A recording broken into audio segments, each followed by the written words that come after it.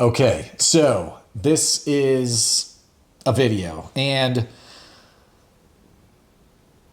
the plan that I have is to, in my life, transition from seeking to living. So there's a phase game plan that I have here. This is for myself. This is something that it's personal to me, but I'm recording it and I'm uploading it as partially accountability, but also if someone else somehow stumbles upon this, they may get something from this, or anyone might be able to just see the process here. So I'm gonna read through this. I've not read through it before, so I'm recording this and just kind of doing a live, well, a living experiment here to see what's going on, man. Okay, so we've got a phased game plan from seeking to living. And then, so phase one is to clarify and choose my North Star. You need a goal, something you love doing. Most people never figure out what they love doing. That's a Bob Proctor quote. Okay. So we got a quote to kick us off there, and then we've got a section A for phase one, and that says set aside 15 minutes each morning for quiet reflection or journaling. So I actually already do that. In the mornings, I get up and I do. This is kind of relaxing. I'm just going to go like this. So where am I going to have the recording? I don't know. Okay, so, but anyways, so setting aside 15 minutes. But yes, so I wake up and I have a morning routine, and part of my morning routine is about 10 to 15 minutes of journaling while my tea steeps. So that's perfect. So then, like a subcategory of that. So what do I want to experience or become? Not just want to achieve, not just what to achieve, but how I want to feel and live. So I'm going to be reflecting on what I want to experience and become. This might sound like a hippie or whatever, but love. It seems to be that if I had to choose a word, love, okay? And then to become, I would want, this again, it kind of sounds like a hippie, but it is true. I would want to become someone who's able to love others. It sounds hippie-ish, but that is truly the case. At the end of the day, man, like that's what things come down to. What have I actually enjoyed or felt called toward lately? Right, what have I actually enjoyed or felt called toward lately? Helping people. Honestly, man, when I interact with someone, if I'm at like the hardware store and I'm getting some supplies, if I can have a good interaction with someone, I genuinely enjoy that interaction. Even if I'm working, if I can have a good interaction with someone, that's cool. So if I can do more of that, that would be great.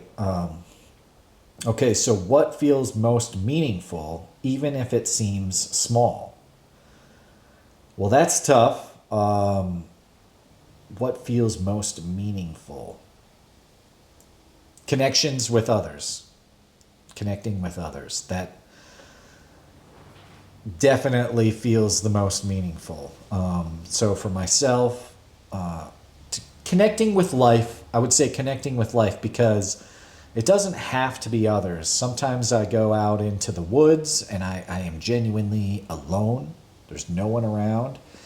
And those moments feel meaningful too. So just being able to connect with life, wherever I am, that would be what feels most meaningful. Just being able to appreciate being alive.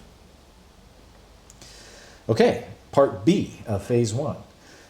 Create my own North Star card. Man, I almost want to look into the significance of the North Star, like archetypally or, along those lines. Okay, so write down one clear guiding star. So an example of that would be a live and share, live and share presence. That'd be an example. Okay, so create meaningful connections, grow by helping others. Okay, so these are, write down one clear guiding star. So the examples were live and share presence, create meaningful connections, grow by helping others. I mean, they sound, honestly, they sound lame, but like the old me would think that those sound lame. But the new me is, I'm like, dude, that is actually true. Okay. So it says, keep this card in your wallet or visible spot, review it daily. I typically keep things on the pad, so maybe like a widget or something that's like, that's like a note, sticky note that I always see. Okay, so phase two, observe, accept, and start reprogramming. Okay, that's kind of interesting. Man, my shoulders still just, this kind of sucks, man. I'm not sure how to sit to where I can. Okay, so, and that's part of stress. I've not been able to relax. So, phase two. Okay, so paradigms are mental programs that control our habitual behavior. Almost all of our behavior is habitual. So, I mean, that makes sense. If we can form new habits, then we can reprogram the paradigm, maybe. So section A of phase two is an awareness audit for 1 week. Notice your repetitive habits and where your time and attention goes, especially when you're on autopilot. I do go on autopilot, that's for sure. Okay, so I've got to follow through with these things. Usually I'm like, that's a fantastic idea. And then I just, for some reason, I think that I'm going to find another better idea. And maybe I do. Maybe I find another better idea, but I don't do it. So if I found 20,000, ways, really good ways to do this thing, but I've never tried any one of them. So it's like just as helpful as, it's actually less helpful than not knowing any of them, because then I know what I'm not doing. Well, at least now I know that, so I can do something. All right, so, and then the next bullet point here of section A is to, without judgment, note which activities feel nourishing and which feel depleting or empty distractions. That's a super big one, man. What activities feel nourishing? If I'm going to the gym and I'm drained about it or something, that's not nourishing. It always is, though. It's very rare that I go to the gym and I'm not feeling it, but then it's easy to step away from that. So I was going to say, without judgment, I was kind of trying to think of an example of something that, reading, and I don't actually do that. Okay, so anyway, let's continue on. So the third bullet point of section A, if you catch yourself gaming, in your head, overthinking or zoning out, gently ask, what am I seeking here? Comfort, connection, stimulation, or escape? So to just be aware of that. I've definitely been noticing that I've been looking for more connections lately. So if I can see that, then I can see that I need to have some more connection, and then I can try to give myself some more connection and then be in balance. Okay, so, and then part B of phase 2 is going to be accept where you are. No shame or self-critique, just awareness. Remind myself that I'm rewiring, not erasing myself. This is a phase. Okay, right, yeah. I'm not replacing myself, or I'm not erasing myself. I don't want to erase myself, just like in a spiritual sense, you don't want to like ascend out of earth, you want to improve your earthly spiritual experience. You don't want to get out of here. You just want to enhance the experience, the spiritual experience that you're having, So just like this says, I'm rewiring. I'm rewiring myself. I'm not erasing myself. Okay? So the things that I like, the technology, sometimes I would be like, every time I use a piece of technology, it's a distraction because it's an ease, But I'm like, I'm able to do this. I didn't have to go and chop a tree down and then whittle a pencil, and then, invent a camera. I'm using tools that I have available to achieve some sort of goal that I feel is going to be beneficial to my life experience. It's not a distraction. Maybe, it's hard to say. I don't know. But it doesn't feel like a distraction, like if I was playing a video game, or if I was, heck, I could be putting together a puzzle right now. Anything that would distract me from not working on myself, But then I also have to be aware that, like, okay, sometimes doing a puzzle, if you're doing the puzzle in the right, it's like how you're doing everything. So I'm trying to understand how I'm doing everything, and I needed to understand the mind to be able to try to understand that. So that's kind of what this is. And that's why I'm thinking through this stuff right now out loud. I'm not rewiring, or I am rewiring myself. I'm not erasing myself. It's a phase of rewiring, and it might be a continual. This is one phase, and then there's going to be another phase,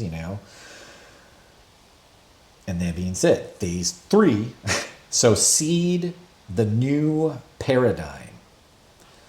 Repetition is the first law of learning. Carry your goal card. Read it every day. Okay, and that's, I have this book here. I'm trying to basically be like Bob Proctor. I've got the Think and Grow Rich book right here. I've got the physical book.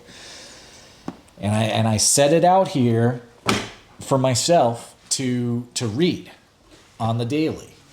I'm not going to say that I do it every single day. And some days I'll look at it and I'll be like, I haven't read anything. For example, I haven't read anything today, to be honest. So let's just go ahead. And I'm going to pick up on a section. Oh, wow. Looks like got a little human. Okay, so I'm just going to pick up where I left off. So no matter who you are or what may have been your purpose in reading this book, that's kind of weird, actually. So no matter who you are or what may have been your purpose in reading this book that I'm reading right now, you can profit by it without understanding the principle described in this chapter. The Sixth Sense is the chapter that I'm in. This is page 321. This is especially true if your major purpose is that of accumulation of money or other material things. Okay, so this is where I'm kind of like, what? Okay, so it says, no matter who you are or what may have been your purpose in reading this book, you can profit by it without understanding the principle described in this chapter. This is especially true if your major purpose is that of accumulation of money or other material things. So, I'm kind of reading into the second chapter here. So the finishing point is that brand of knowledge which leads to understanding of self, understanding of others, understanding of the laws of nature, recognition and understanding of happiness. This sort of understanding comes in its fullness only through familiarity with and use of the principle of the sixth sense. Hence, that principle had to be included as part of this philosophy for the benefit of those who demand more than money. And that's kind of what I'm here for, actually, is that okay, this is interesting. I'm here for more than money. Okay, so having read the chapter, you must have observed that while reading it, you were lifted to a high level of mental stimulation. Splendid!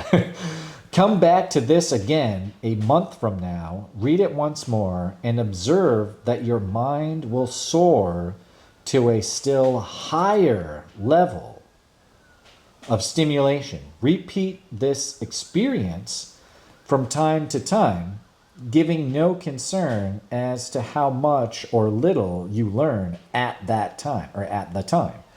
And eventually you will find yourself in possession of a power that will enable you to throw off discouragement, master fear, overcome procrastination, and draw freely upon your imagination. Greg Plitt, baby. Greg Plitt, imagination. Then you will have felt the touch of that unknown something which has been the moving spirit of every truly great thinker, leader, artist, musician, writer, or statesman. Then you will be in possession to transmute your desires into their physical or financial counterpart as easily as you may lie down and quit at the first sign of opposition. So just as easily. Okay, so then you will be in position to transmute your desires into their physical or financial counterpart as easily as you may lie down and quit at the first sign of opposition.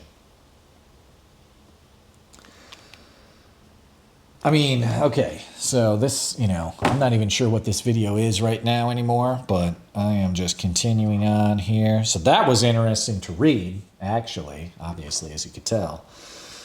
So I had just read that, and, okay, so we're going back to phase 3, seed the new paradigm. So repetition is the first law of learning. Carry your goal card, read it every day.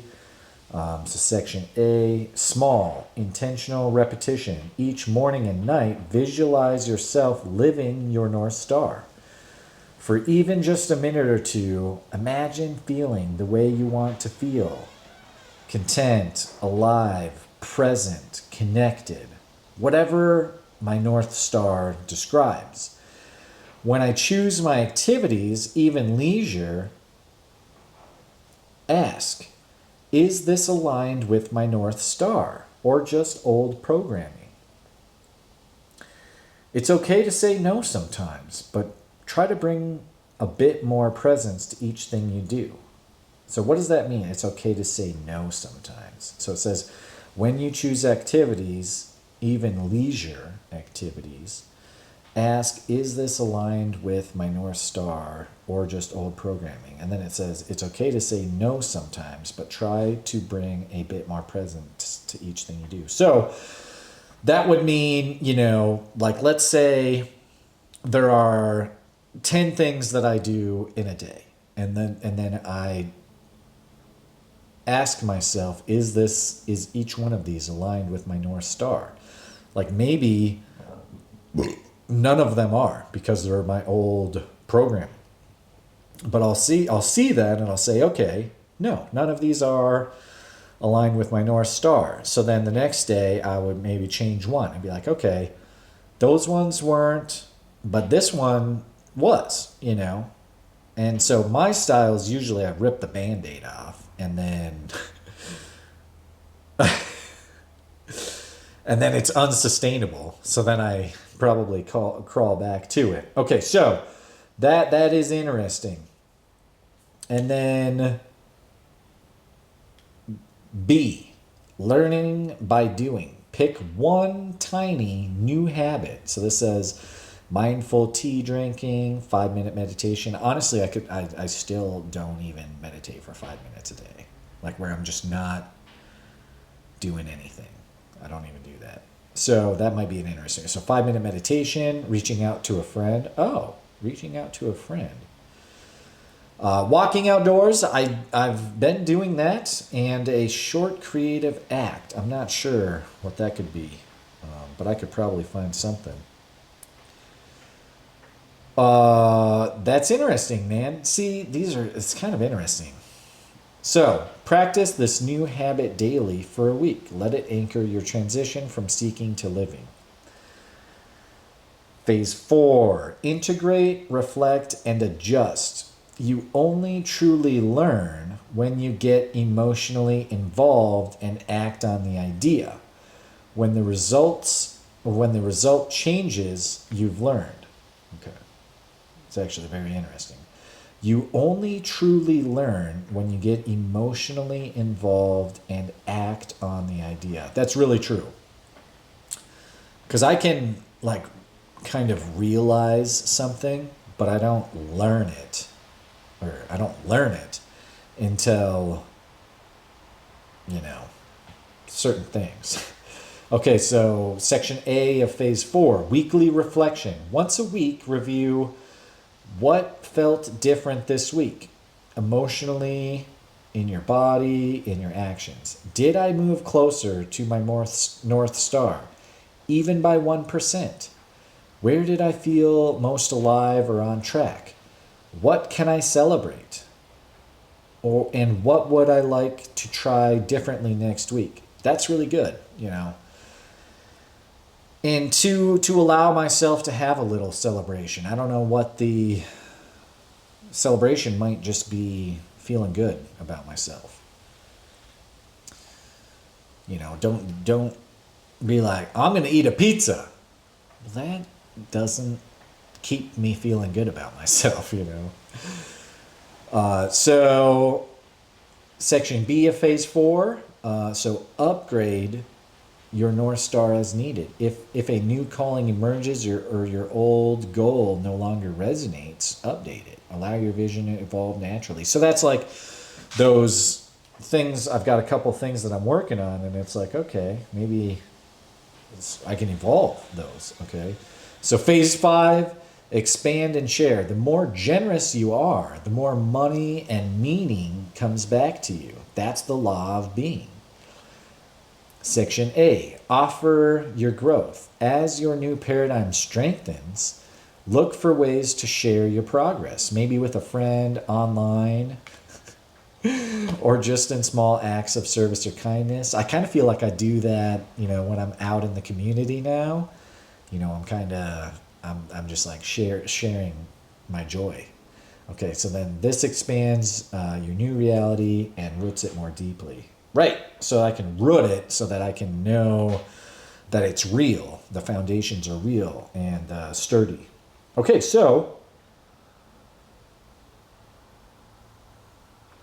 yeah, I would say I think that's good. And that's probably a pretty long video there. But that's just a check-in of something that I'm gonna work on. So I want to integrate that just into my processes and then keep on going. So I found that pretty interesting. Found that pretty interesting, actually. So